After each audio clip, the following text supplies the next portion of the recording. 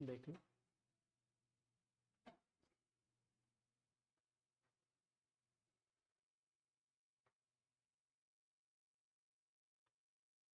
Mukesh Kumar Mahato and सूरज कुशवाहा। मुकेश, यहाँ कोई है क्या? ओके, मुकेश बाबू आप बताओ जरा, ऑडियो वीडियो क्लियर है एक बार? हेलो। ऑडियो क्लियर आ रहा है?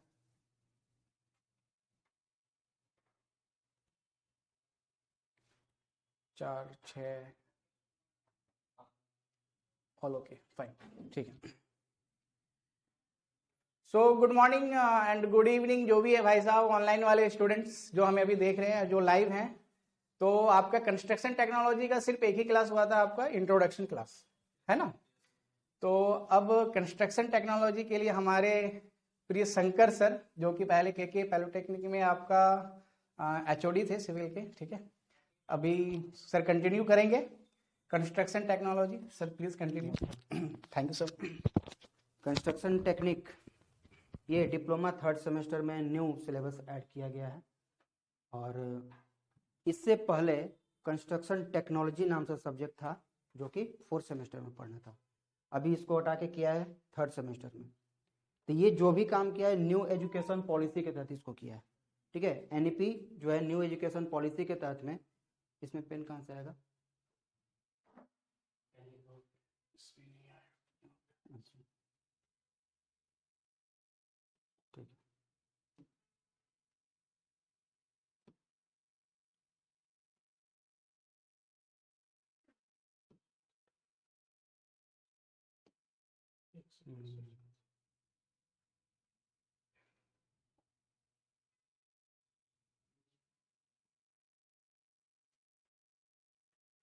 नहीं आ रहा यहाँ से पेन, कलर नीचे होगा, कलर से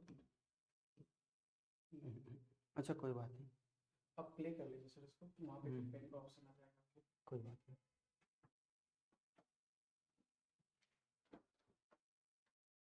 न्यू एजुकेशन पॉलिसी के तहत में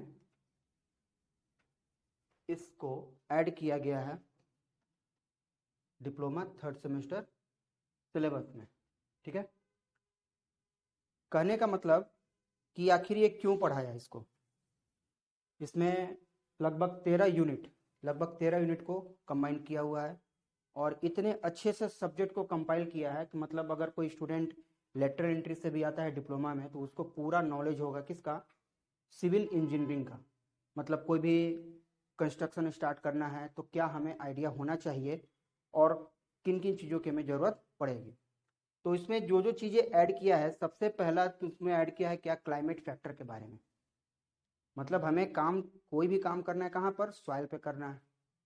दुनिया का कोई भी काम हो कहाँ होगा? सॉइल पर होगा। अब सॉइल के ही स्टेबिलिटी वगैरह चेक करेंगे, वो आपका अलग हो गया, फाउंडेशन इंजीनियरिंग, सॉइल इंजीनियरिंग के सिलेबस में आता है। लेकिन यहां पर ही आपको क्या कराया गया है? इंट्रोड्यूस कराया गया है। अब क्लाइमेट के बारे में पहली बार पढ़ने को मिला है। क्यों? क्योंकि सॉइल पर जो भी वर्क करेंगे वो हमारा क्लाइमेट पहले कैसा है उसके बारे में जानेंगे। क्लाइमेट जानने के बाद फिर हम जानेंगे सॉइल का कंडीशन क्या है, सॉइल की बियरिंग कैपेसिटी कितनी है।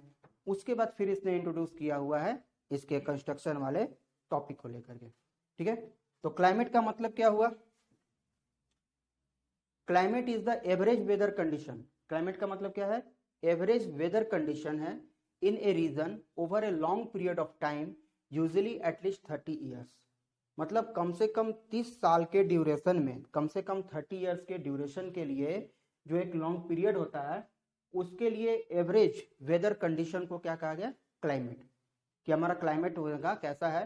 तो क्लाइमेट के बारे में पहले इंट्रोड्यूस किया। क्लाइमेट क्या है? Average weather condition. Average weather condition है कब का लिए है? तो 30 साल के, हमारा पिछले 30 साल का डाटा को हम लोग इसमें यूज करेंगे। It's defined by the mean and variability of meteorological variable such as temperature, wind velocity and precipitation. मतलब हम इसमें एवरेज को 30 सालों में क्या देखते हैं? क्लाइमेट में क्या चीजें 30 सालों में देखेंगे? तो इसका हम लोग क्या चेक करेंगे? टेम्परेचर, कि पिछले 30 सालों में कितना टेम्परेचर का वेरिएशन रहा, विंड वेलोसिटी का क्या वेरिएशन रहा, कभी हवा तेज चली कम चली, एंड उसमें प्रेसिपिटेशन कब हुए हैं। प्रेसिपिटेशन मतलब बारिश, ठीक है। तो ये हमारा आता है क्या? Climate. There are 7 factors. Climate को कौन कौन फैक्टर्स अफेक्ट करेंगे? जो कि जिसके लिए क्लाइमेट हमारा रिस्पॉन्सिबल होगा, यानी उसका temperature, precipitation, humidity, cloudiness, visibility, pressure and winds. मतलब ये 7 फैक्टर्स हैं जो हमारे क्लाइमेट को क्या करेंगे, अफेक्ट करेंगे। इनके ही बेसिस पे हमारा क्लाइमेट क्या होता है, चेंज होता है। ठीक है, टेम्परेचर मतलब तापमान कब कम होगा, ज़्यादा होगा। प्रेसिपिटेशन, बारिश कहाँ ज़्यादा होगा, कम होगा। यानी जिस एरिया पर हमको काम करना है वहाँ का क्लाइमेट कंडीशन हमको पहले जानना पड़ेगा। तो ये सभी पॉइंट्स आपके बारे में आएगा। ह्यूमिडिटी मतलब नमी, कब हमारा नमी ज़्यादा हो रहा है, कम हो रहा है। क्लाउडीनेस, बादल वाला एरिया, यानी कि ज़्यादातर मौसम में धूप हो रहा है कि नहीं हो रहा है। विजिबिलिटी कैसी है वहाँ की। और प्रेशर, प्रेशर वहाँ का हवा का दाब कितना रह रहा है। और विंड वेलोसिटी वगैरह हमारा कितना रहता है। तो ये सब के बारे में जानना हमारा क्लाइमेट फैक्टर्स कहलाता है। तो सॉइल कंडीशन जानने से पहले हमको क्लाइमेट के बारे में जानना पड़ेगा कि वहाँ का आखिर वेदर कैसा है, मौसम कैसा है, वहाँ के एरिया के बारे में, तभी हम वहाँ पर कंस्ट्रक्शन काम कर पाएंगे। ठीक है, नेक्स्ट है ट्रॉपिकल क्लाइमेट। ट्रॉपिकल क्लाइमेट का मतलब हुआ A tropical climate is a type of climate.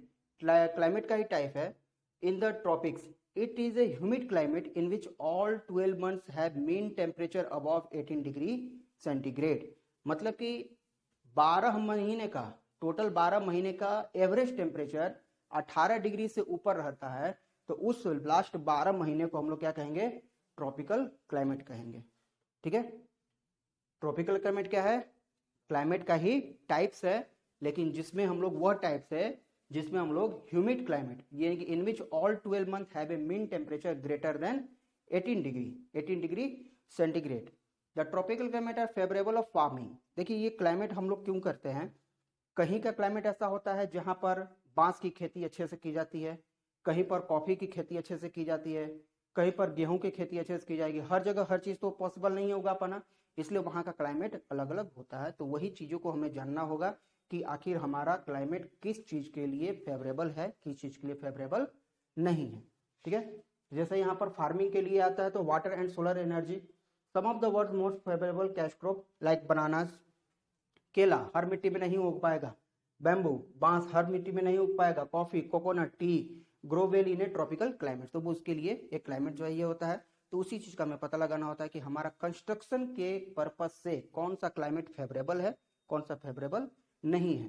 तो इस सब के लिए क्या हमें जानकारी चाहिए, तो बियरिंग कैपेसिटी आता है। हम आगे बात करेंगे, बियरिंग कैपेसिटी हमारा कंस्ट्रक्शन में आता है। तो पहले हमने क्लाइमेट के बारे में इसमें देखा क्या क्या बातें आती हैं इसमें। नेक्स्ट वन है solar and wind flow pattern. Solar और विंड फ्लो पैटर्न को भी ध्यान में रखना जाएगा, क्योंकि solar wind refers to the continuous flow of charge particle from the sun into the space. मतलब सन से जो रेडिएशन, जो एनर्जीज आती हैं वो भी बहुत चीजों को अफेक्ट करती हैं। अगर अगर सोलर एनर्जी, सोलर विंड जो है अगर ज्यादा इंटेंसिटी में होंगी तो वो भी बहुत सारी चीजों को हमारी अफेक्ट करेंगी। तो इसीलिए उसके बारे में भी आपको जानना है कि हमारा कभी कैसा पिछले 30 सालों के अंतराल पर क्या कभी सोलर विंड हमारे पास में चला है, क्या कभी हवा का तेज ऐसा झोंका रहा है जिसके लिए हमारा स्ट्रक्चर स्टेबल रहेगा कि नहीं रहेगा। तो उस सबका भी इस पर आपको फोकस करना होता है।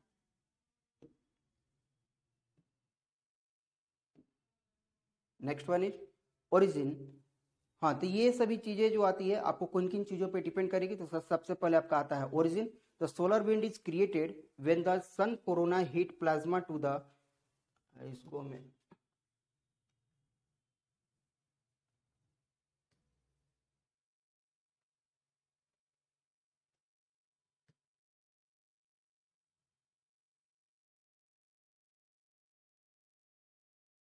कहाँ से कैंसिल आएगा।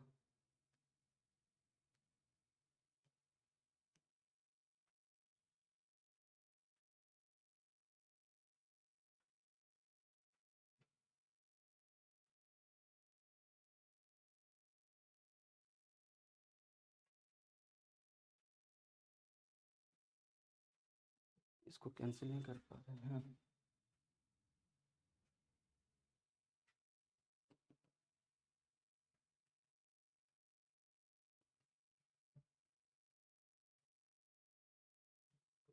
हाँ, एक बार बुलाया तो कैसे ही ओपन होगा, ओपन नहीं ले रहा है।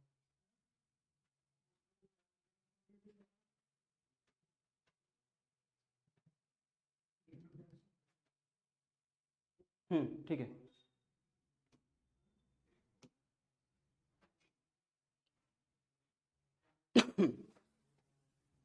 हो गया हो गया। हाँ हाँ। हो जाए। तो सोलर और विंड पैटर्न जो है, solar and wind flow pattern किन बातों पे कौन कौन फैक्टर्स इसमें आते हैं? तो सबसे पहले इसमें आता है ओरिजिन, कि हमारा ओरिजिन कहाँ से जनरेट होता है सोलर विंड का। तो सोलर विंड का ओरिजिन कहाँ जनरेट होगा? सन के कोरोना से। सन का कोरोना मतलब होता है कि उसके आउटर ऑर्बिटल से जनरेट होते हैं। और into the point where sun gravity can hold it down, the plasma travel along the sun magnetic field lines which extend radially outward. कहने का मतलब कि सन का जो कोरोना है, बाहरी सरफेस है, वहां से एनर्जी जनरेट होती है और वो रेडियल फॉर्म्स में बाहर की तरफ में फ्लो होती है। तो वो पैटर्न, वो फ्लो, वो हमारे पास सन का जो विंड है, सन का इफेक्ट जो है, सोलर विंड हमारे पास में पहुंचता है, हमारे अर्थ तक पहुंचता है। तो कभी इसकी इंटेंसिटी ज़्यादा होगी, कभी कम होगी, कभी नॉर्मल रहेगी। तो उन चीज़ों के बारे में स्टडी करना होता है और ये जानते हैं कि कब हमारा कंडीशन कैसा रहेगा। नेक्स्ट है direction. Solar wind flow outward from the sun. कौन से डायरेक्शन में होगा? सन जो रहेगा, सन से विंड कहाँ बाहर की तरफ जाएगा कि अंदर की तरफ आएगा? बाहर की तरफ रहेगा। ठीक है, तो डायरेक्शन कैसा रहेगा? तो solar wind flow outward from the sun, sun से आउटवर्ड की तरफ में जाएगा। कॉम्पोजिशन क्या होगा इसका? Solar wind is made of mainly protons and electrons in a state known as plasma. Solar wind में प्रोटॉन्स और इलेक्ट्रॉन्स मेनली कंबाइंड रहते हैं। ठीक है, जिसको हम लोग कंबाइंड रूप से क्या कहते हैं? प्लाज्मा कहते हैं। तो कंपोजिशन क्या होंगे? आपका ऑब्जेक्टिव क्वेश्चन यहां से बन सकता है कि कंपोजिशन किसका? आपका प्लाज्मा का। या सोलर विंड का कंपोजिशन क्या होगा? तो प्रोटॉन्स एंड इलेक्ट्रॉन्स। और कहां से जनरेट होंगे? तो हमारे सन के कोरोना से जनरेट होंगे। कोरोना वो बीमारी वाला कोरोना नहीं। कोरोना का दिखा था, इमेज भी दिखाया होगा, गोल बॉल जैसा दिखा था, बाहर की तरफ निकला हुआ टाइप का दिखाया हुआ था।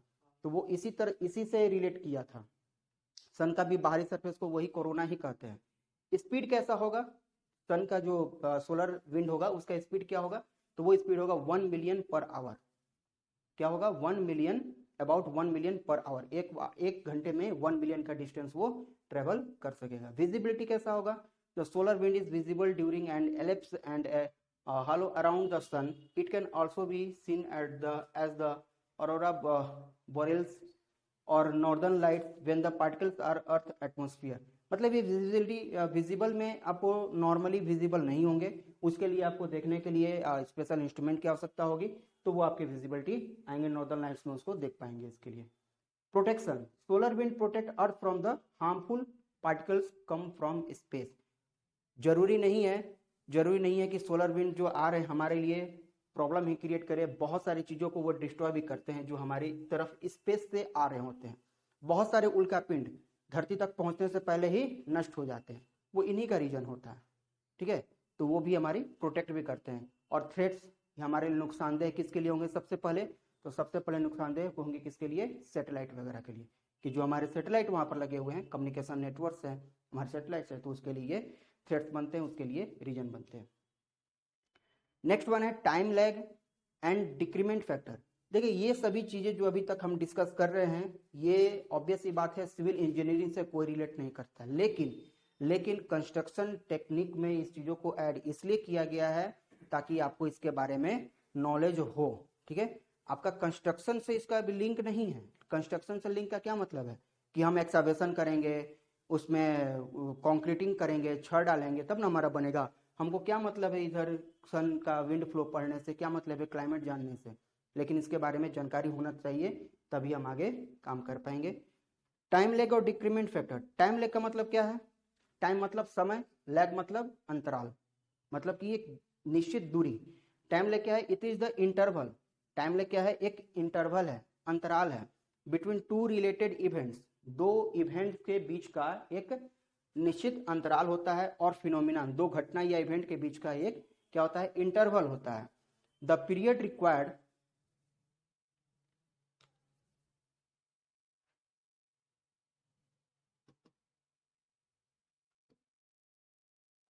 the time period required for the heat above propagate from the outer surface of wall to its inner surface is called time lag.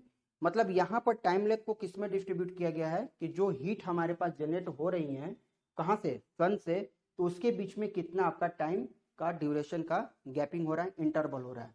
तो वो हीट प्रोपागेट हो रहा है outer surface of wall to its inner surface, मतलब कि जो भी heat सन से हीट आ रहा है घरों पर, घर से यानी कि बाहरी दीवार से आपके अंदर घर तक में जिस टाइम इंटरवल में प्रोपागेट होके आ रही है वो हमारा इंटरवल क्या कहलाएगा, टाइम लैग। जरूरी नहीं है कि हमको टाइम लैग सिर्फ इसी दरमियान हम लोग यूज करेंगे, टाइम लैग बहुत से टाइम में यूज होगा। जैसे दो समय दो बार खाना खाने के बीच का टाइम इंटरवल कितना है, दो बार कहीं रीडिंग लेने का टाइम इंटरवल आपका कितना है, तो वो सब भी टाइम लैग ही कहलाते हैं। ठीक है, time lag and decrement factor. देखिए इसी में आता है आपका डिक्रीमेंट फैक्टर। डिक्रीमेंट फैक्टर क्या है, तो रेशियो होता है। डिक्रीमेंट फैक्टर क्या है, the ratio of heat wave amplitude at the two surface of the wall is referred as the decrement factor. मतलब डिक्रीमेंट फैक्टर किसको कहेंगे, तो रेशियो, किसका रेशियो, हीट वेव एम्पलीट्यूड का। एम्पलीट्यूड सुने होंगे, एम्पलीट्यूड मतलब, एम्पलीट्यूड मतलब हाईएस्ट पॉइंट किसका, कोई भी हीट जनरेट हो रहा है, कोई भी वेव आ रहा है तो उसका हाईएस्ट पॉइंट एम्पलीट्यूड होता है। ठीक है, तो उसका कहता है कि हीट वेव का एम्पलीट्यूड का जो रेशियो होगा वो आपका क्या कहलाएगा, डिक्रीमेंट फैक्टर कहलाएगा। किसका रेशियो, एम्पलीट्यूड का, दो हीट के वेव का एम्पलीट्यूड का। टाइम लैग और decrement factor are important characteristics for determining a material heat storage capabilities.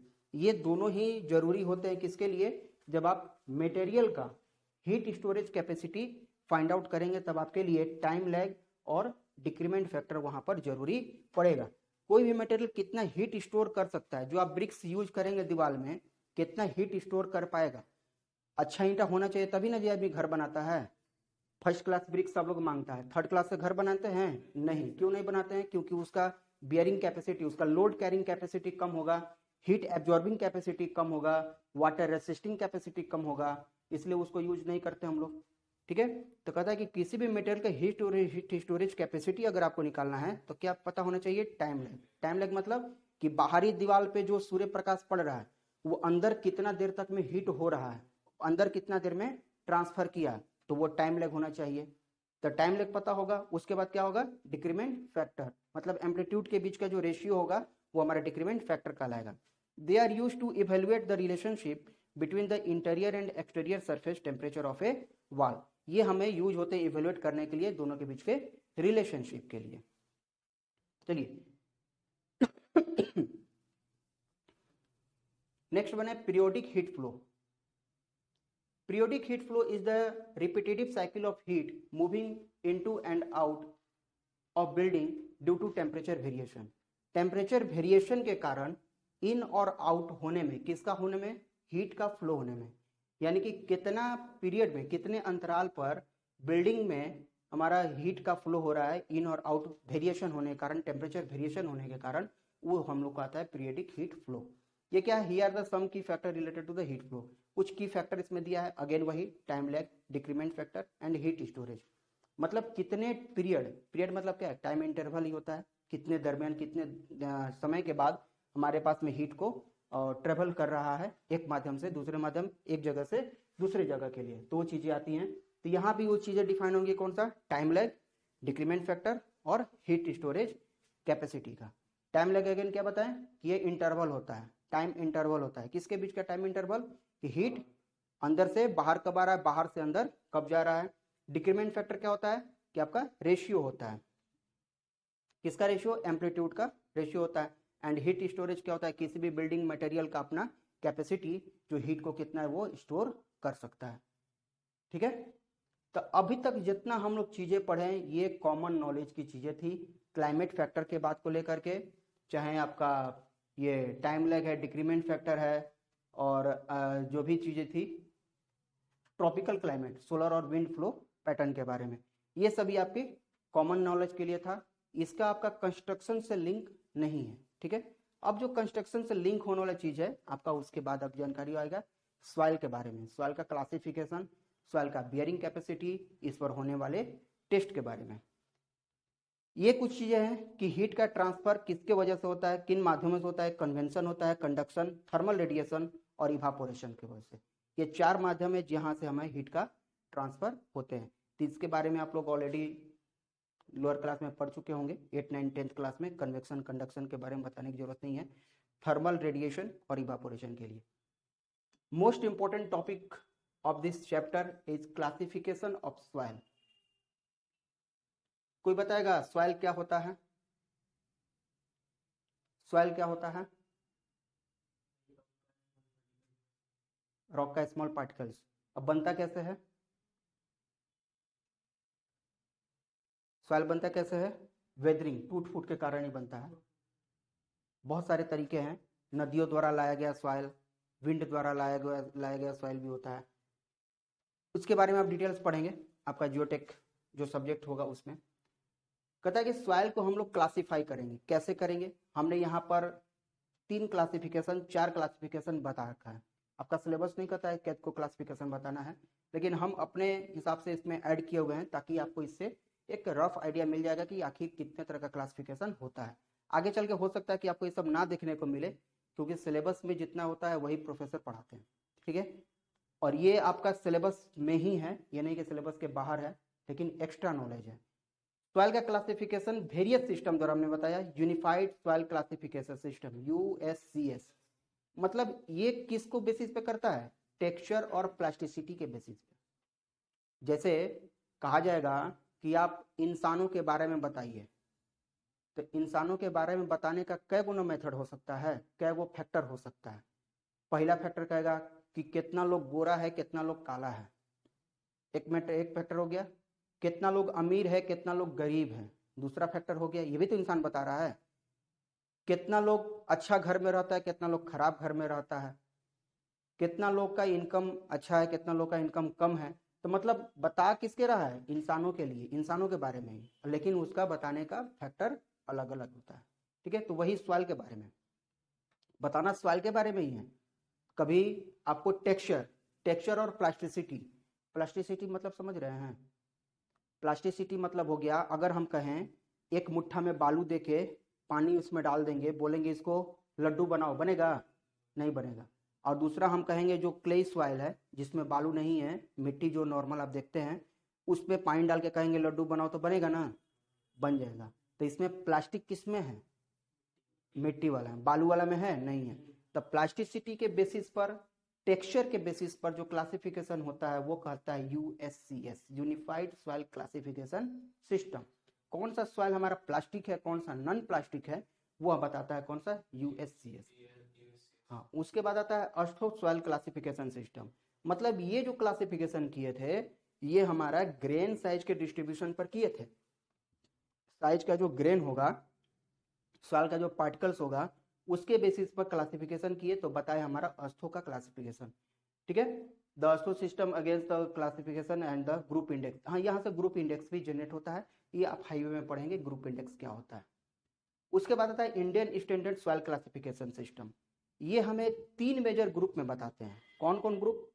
Coarse grain, fine grain and पीट या ऑर्गेनिक सॉइल, ठीक है। तो जनरली आप फोकस करेंगे कोर्स ग्रेन पे और फाइन ग्रेन पर। पीट या ऑर्गेनिक को अभी आप इग्नोर करके चलेंगे, क्योंकि अभी आपके लिए ये इंपॉर्टेंट नहीं है। जब पहले कोर्स और फाइन समझ जाएंगे अच्छे से, तब समझेंगे किसके बारे में? पीट के बारे में, ठीक है। The ISSCS use index properties like grain, shape, distribution, consistency, plasticity index to classify the soils. मतलब ये जो सिस्टम है, ये सिस्टम क्या यूज करेगा? ग्रेन का शेप, यानी शेप कैसा है, सर्कुलर है, फ्लैकी है, या फिर इलोंगेटेड है, डिस्ट्रीब्यूशन कैसा हो रहा है, कंसिस्टेंसी उसकी किससे है, प्लास्टिसिटी इंडेक्स, ये सभी चीजों को क्लासिफाई करता है। यहाँ पर हमने एक टेबल ड्रॉ किया हुआ है। ये टेबल बताता है किस सॉइल को फाइन ग्रेन कहेंगे और किस सॉइल को कोर्स ग्रेन कहेंगे, ठीक है। तो फाइन ग्रेन सॉइल, FGS मतलब क्या होगा? Fine grain soil. CGS मतलब क्या हुआ? Coarse grain soil. अगर सॉइल का साइज 75 माइक्रोन से कम है, 75 माइक्रोन से अगर कम है, तो उसको कहेंगे क्या? Fine grain soil. उसको कहेंगे फाइन ग्रेन सॉइल। और इसमें आते हैं 2 टाइप के सॉइल। कौन कौन से टाइप कहेंगे? सिल्ट और क्ले। अब इसका साइज भी पूछा जाता है, तब 75 माइक्रोन से 2 माइक्रोन के बीच अगर आता है सॉइल का साइज, पार्टिकल्स का साइज, तो उसका कहलाएगा हमको सिल्ट। और 2 माइक्रोन से भी अगर छोटा रहेगा तो कहलाएगा क्या? क्ले कहलाएगा, ठीक है।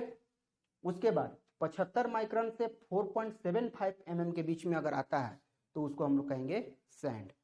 वाइवा में क्वेश्चन पूछा जाता है कि बताइए सॉइल मेनली कितने तरह के होते हैं, तो मेनली 2 तरह का बताना है। कौन कौन? कोर्स ग्रेन और फाइन ग्रेन। कैसे पता करेंगे कौन कोर्स ग्रेन है कौन फाइन ग्रेन है? तो 75 माइक्रोन से ऊपर कोर्स ग्रेन और 75 माइक्रोन से नीचे फाइन ग्रेन। हम जब बीटेक कर रहे थे तो हमको वाइवा में यही कहा गया था, कैसे पता करेंगे तुम्हारे सामने जो रखा हुआ है यह सैंड है कि सैंड नहीं है, कैसे पता करेंगे? सॉइल लैब में बैठे थे, सॉइल का ही वाइवा था, वहां पर सीप भी रखा हुआ है, सारा एपरेटस भी रखा हुआ है, नहीं उसको देख करके थोड़ी पता कर पाएंगे। दाना दाना से तो ये भी दाना दाना है, ग्रेवल भी आएगा, कोबल बोल्डर, ये भी दाना में ही रहता है। तो सैंड पता करना है, सैंड सील्ड, इसमें कंफ्यूजन होता है। क्या होता है इसमें? तो 4.75 का आप एक जाली लीजिए, क्या चलनी, जिसको सीप कहा जाता है, उसमें उसको सॉइल को डालिए। जो चीजें ऊपर रिटेन कर गया, चलनी के ऊपर रिटेन कर गया, क्या कहलाएगा? सैंड कहलाएगा। आज जो चीजें पास कर गया क्या कहलाएगा? सील्ड कहलाएगा। तो उसमें से नीचे 75 माइक्रोन से 4.75 के बीच में जो भी आ रहा है ना वो सैंडे होगा। 75 से अगर नीचे जा रहा है तब वो सील्ड कहलाएगा। आप 4.75 का चलनी लिए हैं, वहां से जो पास कर गया वो जरूरी थोड़ी होगा कि वो 75 से कम में होगा, 75 माइक्रोन से ज्यादा भी होगा ना, तो सैंड भी हो सकता है उसमें और सिल्ट भी हो सकता है। लेकिन जो ऊपर रह गया वो हमेशा क्या होगा? सैंड ही होगा। ठीक है, फिर हम आते हैं 4.75 से 80 के बीच में, इसके बीच जो आएगा उसको कहेंगे ग्रेवल।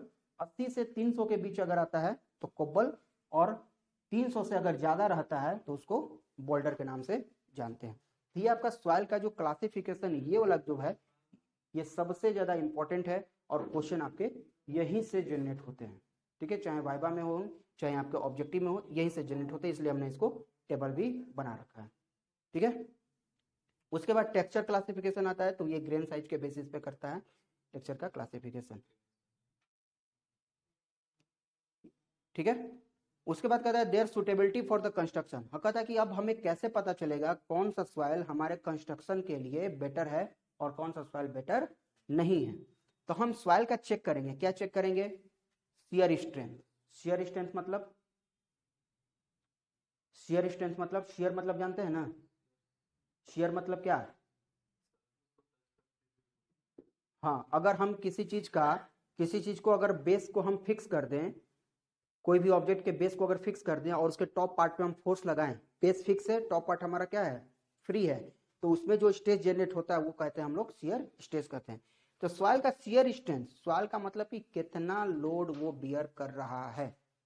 जैसे हम यहाँ पर खड़े हैं, जमीन नहीं धंस रहा है, अगर हम सूखे गोबर पर खड़े रहेंगे तो क्या धंसेगा कि नहीं धंसेगा? वो धंसेगा, उसका शियर स्ट्रेंथ कम हो जाएगा। यानी जो दलदल वाला मिट्टी है वहां पर खड़े रहेंगे तो धंसेंगे, क्यों? उसका शियर स्ट्रेंथ कम है। तो सॉइल का हम चेक करेंगे क्या? Shear strength. अगर ओके हुआ, सही हुआ, कितना हुआ, तो ये अभी आगे पता चलेगा आपको, ये डाटा अभी आपको आगे पता चलेगा कितना होना चाहिए कि हमारा कंस्ट्रक्शन हमारा स्टेबल रहेगा। उसके बाद परमिएबिलिटी। परमिएबिलिटी मतलब, परमिएबिलिटी पहली बार ये सब वर्ड आप सुन रहे हैं। परमिएबिलिटी मतलब होता है पानी पास करने की क्षमता। हाँ, flow of water through it, जो ऐसा सॉइल सैंपल जहां से पानी का करे, पास कर जाए।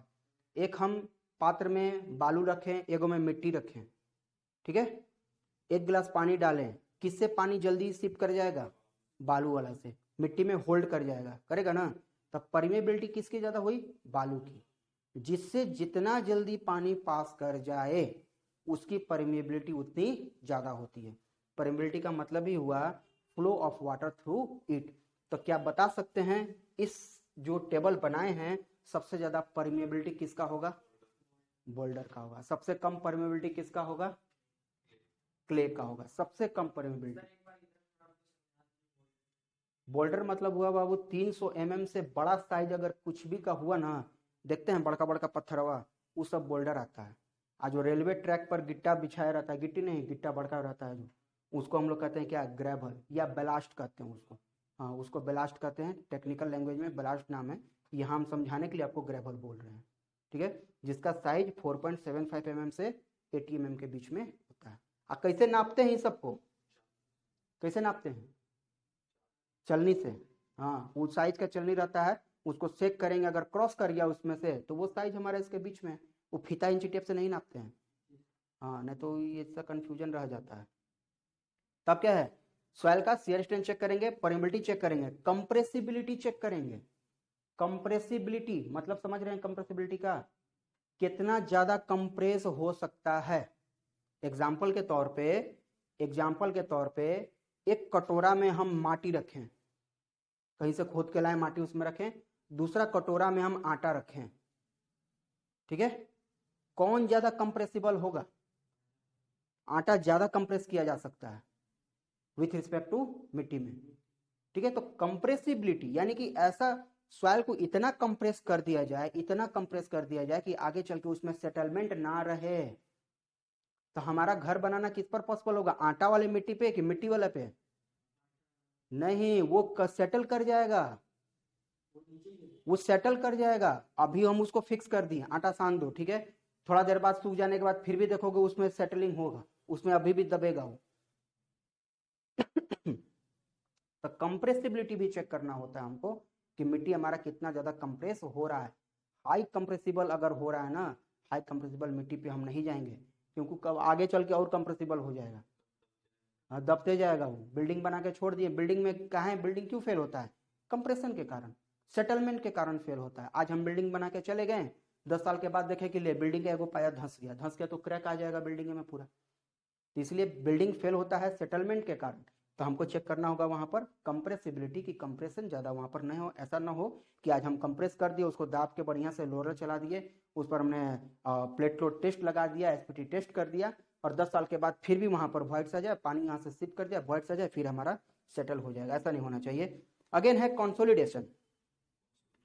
कॉन्सोलिडेशन, कंप्रेसिबिलिटी और कॉन्सोलिडेशन दोनों में ही क्या करते हैं, सॉइल को कंप्रेस किया जाता है, सॉइल को दबाया जाता है।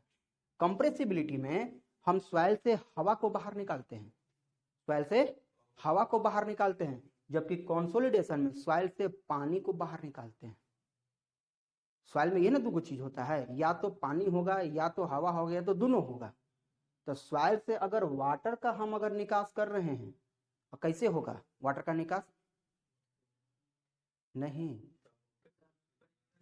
हाँ, कभी छेना लाए हैं मोटी में बांध के घर में? छेना, पनीर, पनीर दो तरह का होता है, एगो बहुत जमा हुआ रहता है, एगो जो गांव वाला रहता है दूध वाला फाड़ करके लाता है गमछी में बांध के, उसको, हाँ, उसको दबाते हैं। पानी निकालना होता है तो क्या करते हैं, उसको दबाते हैं, लोड रख देते हैं ऊपर से, कुछ देर बाद अपने पानी सब बाहर निकल जाता है, वो भी सॉलिड बन जाता है। तो वही होता है कंसोलिडेशन में। मतलब ये लंबा प्रोसेस है। उछेनवा से पानी जल्दी बाहर आता है नहीं, उसको 3-4 घंटा का समय चाहिए, और कितना लोड रखें ऊपर भी डिपेंड कर रहा है, करता है ना। अगर हल्का लोड रखेंगे तो होते रहेगा, पानी उसमें से निकलते रहेगा, दिन लग जाएगा, तो इनसे भारी लोड ऊपर रखना पड़ता है। तो कंसोलिडेशन में क्या कि लॉन्ग प्रोसेस है। वेट के अंदर, किसी वेट के अंदर सॉइल को दबा के रखते हैं या कोई वेट उस पर रख देते हैं, उसमें से पानी धीरे धीरे धीरे धीरे सिप करते रहेगा, ताकि आगे चल के हमारा ये सब क्या रहे, सेटलमेंट इसमें ना हो सॉइल में। And the last next one है कलर। कलर का भी चेक करेंगे, कौन सा, black cotton soil, black cotton soil पे यूज नहीं करते, एक्सपेंसिव सॉइल होता है, मॉइस्चर कंडीशन ज्यादा नहीं होनी चाहिए। स्ट्रक्चर, कौन सा स्ट्रक्चर आप बना रहे हैं या सॉइल का स्ट्रक्चर कैसा है उस पर, एंड पार्टिकल का शेप कैसा है उस पर, ये सभी चीजों को हमको देखना पड़ेगा। और इन सभी चीजों से जब तक हम श्योर नहीं होंगे तो हमारा कंस्ट्रक्शन के लिए सॉइल हमारा सूटेबल नहीं होगा। अगर ये सभी चीजें हमारी ओके है तो हम कंस्ट्रक्शन उस पर कर सकते हैं, अदरवाइज नहीं कर पाएंगे, ठीक है। तो ऐसा नहीं है कि इंडिया में कंस्ट्रक्शन हर जगह नहीं हुआ है, लेकिन उसका उपाय है। सॉइल का अगर बियरिंग कैपेसिटी कम है तो क्या करेंगे, बियरिंग कैपेसिटी बढ़ाएंगे। कैसे बढ़ाएंगे, उसका मेथड है बढ़ाने का। चलिए नेक्स्ट आते हैं, बार बार बियरिंग कैपेसिटी आपका वर्ड यूज हो रहा है, बियरिंग कैपेसिटी होता क्या है? हा? छोटा हो ही नहीं रहा है ना, इसका सेटिंग देखना पड़ेगा कैसे है।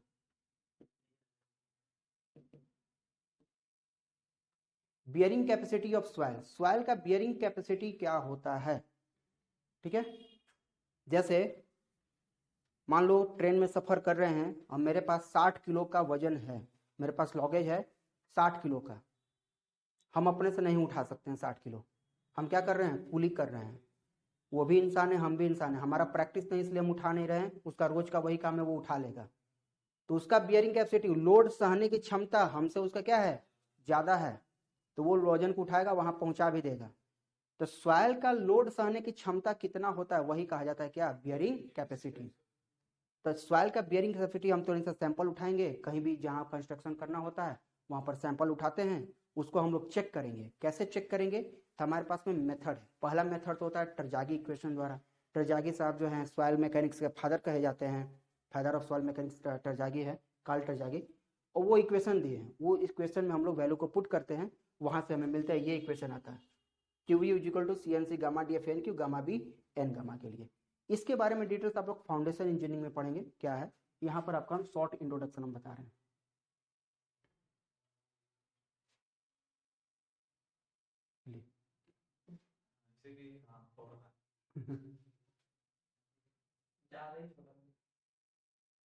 हाँ ये ठीक होगा।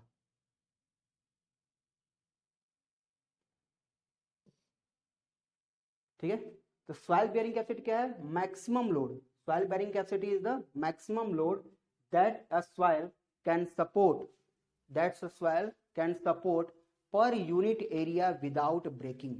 बिना फेल हुए उस लोड को अगर वो बेयर कर रहा है, वही उसकी कैपेसिटी क्या कहलाएगी, सॉइल बेयरिंग कैपेसिटी। मतलब हम लोड अगर डाल दिए हैं, कुली के ऊपर लोड डाल दिए, ऐसा ना हो कि बैठ जाए, तो उसकी कैपेसिटी कहलाएगी, नहीं कहलाएगी। वो सेफली ले जाके सामान को पहुंचा दे, तब कहा जाएगा कि इसकी वो क्षमता है, उतना वजन उठाने की क्षमता है। तो कहेंगे कि soil bearing capacity is the maximum load that a soil can support unit area per unit area without breaking, बिना फेल हुए, यानी फेलियर नहीं होना चाहिए। It's a key factor in the design of foundation which must be able to support the weight of a structure without failing or settling too much। मतलब एक की factor की तरह वर्क करता है फाउंडेशन का, जब हम डिजाइन करते हैं बिना फेल हुए लोड को बियर करने की इसकी क्षमता होती है। और capacity of soil support the load apply to the ground, ground पर जो हम लोड अप्लाई करते हैं वो हमारा ये कैपेसिटी होता है। इस इक्वेशन द्वारा कैपेसिटी को हम लोग फाइंड कर सकते हैं। ये इक्वेशन दिया गया किसके द्वारा, कार्ल टरजागी द्वारा, जो कि फादर ऑफ सॉइल मैकेनिक्स कहे जाते हैं। ओ लिखने का कुछ यहाँ पर आ नहीं रहा है, हाँ फिर प्रॉब्लम क्रिएट करेगा। कार्ल टरजागी द्वारा ये इक्वेशन दिया गया है, बताएंगे इसके बारे में भी बताएंगे, ठीक है, उसके बारे में बताएंगे, लिखना है तो लिख सकते हैं। Karl KARL, KARL Karl, KARL Karl Terzaghi, TERZAGHI, हाँ कार्ल टरजागी साइंटिस्ट का नाम है। ये इक्वेशन दिए हुए थे और जिसके हेल्प से हम लोग बियरिंग कैपेसिटी फाइंड आउट करते हैं, जहाँ पर C जो है ये NC, NQ और N गामा एक फैक्टर है। इस फैक्टर को हम लोग फाइंड आउट करते हैं, ये न्यूमेरिकल वैल्यूज है। जब आएगी बात न्यूमेरिकल, अगर तो न्यूमेरिकल को हम लोग सॉल्व करेंगे इसमें, ठीक है। बाकी सभी चीज़ें, C जो है पोजीशन को डिनोट करता है, गामा आपका यूनिट वेट को डिनोट करता है, DF जो है डेप्थ ऑफ फाउंडेशन है यहाँ पर, B जो है विड्थ ऑफ फाउंडेशन होता है। ये सभी चीज़ें मिलकर के बनी हुई हैं। उम्मीद है इतना चीज़ें क्लियर हुई होंगी। बियरिंग कैपेसिटी में कोई प्रॉब्लम, बियरिंग कैपेसिटी मतलब सॉइल की वह क्षमता जो कि लोड को सह सकता है, ठीक है, वही बियरिंग कैपेसिटी कहलाता है। नेक्स्ट है safe bearing capacity. Bearing capacity तो हमारे पास है ही, लेकिन कहता है कि उसमें सेफ कौन सा होगा, कहता है कि बियरिंग कैपेसिटी में ना आप फैक्टर ऑफ सेफ्टी से डिवाइड कर दीजिए, जो रिजल्ट आएगा वो हमारा सेफ्टी की तरफ में होगा। मतलब जितना बियरिंग कैपेसिटी आपका आया हुआ है उसमें फैक्टर ऑफ सेफ्टी से डिवाइड कर देंगे। मतलब पुली पर हम 60 किलो लोड डाल दिए, वो पहुंचा भी दिया, जैसे तैसे वो पहुंचा भी दिया, गिरा नहीं, तो हम क्या कहेंगे, उसका मैक्सिमम लोड सहने की क्षमता ना है, हम उसको हमेशा नहीं मान सकते हैं हम। लेकिन 50 किलो के लिए कह सकते हैं कि 60 किलो तो जैसे तैसे पहुंचा दिया, लेकिन 50 किलो आसानी से पहुंचाएगा ना, तो ये हमारा क्या कहलाएगा, सेफ। तो मतलब 50 किलो क्या है, उसके लिए सेफ लोड है। 60 किलो तो मैक्सिमम लोड हो गया जो कि जैसे तैसे पहुंचा रहा है, लेकिन 50 किलो क्या है, वो सेफ लोड है। तो सेफ बियरिंग कैपेसिटी क्या होगा कि जितना आपका बियरिंग कैपेसिटी आया हुआ है उसमें फैक्टर ऑफ सेफ्टी से डिवाइड कर देना होगा, आपको मिल जाएगा क्या, सेफ बियरिंग कैपेसिटी। कोई दिक्कत, चलिए नेक्स्ट वन है SPT टेस्ट। एसपीटी टेस्ट है, इसका प्रोसीजर है और method of improving bearing capacity के बारे में है, तो इसको हम लोग नेक्स्ट क्लास में करेंगे। स्टैंडर्ड पेनिट्रेशन टेस्ट के बारे में है, बहुत ही यूनिक टेस्ट है, बहुत ही अच्छा टेस्ट है। इसका हम तो आज वीडियो भी लेके आए हुए थे, हमारे कॉलेज में जो हम करवाए थे, अपने सामने अपने टेस्ट करवाए थे, उसका वीडियो भी हमारे पास में है। तो आज लेके आए थे लेकिन टाइम कुछ ज़्यादा हो गया, तो इसको हम लोग नेक्स्ट क्लास में कवर करेंगे, ठीक है। एसपीटी टेस्ट, इसका प्रोसीजर, क्या क्या कैसे प्रोसीजर है, प्रिकॉशन और method of improving safe bearing capacity, किस तरह से सवाल का हम लोग इम्प्रूव करेंगे। तो ये सब की चीज़ों के लिए हम लोग नेक्स्ट क्लास में डिस्कस करेंगे ये 3 टॉपिक, ठीक है। बाकी किसी को कोई डाउट होगा तो हमसे पूछ सकते हैं।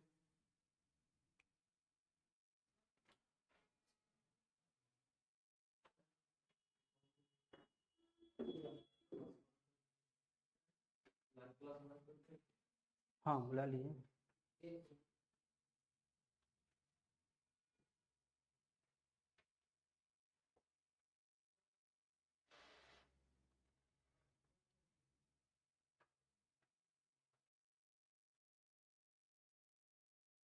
कंस्ट्रक्शन टेक्निक बहुत ही मज़ेदार चैप्टर बनाया हुआ है, बहुत सारी चीज़ों को अच्छे अच्छे ऐड किया हुआ है।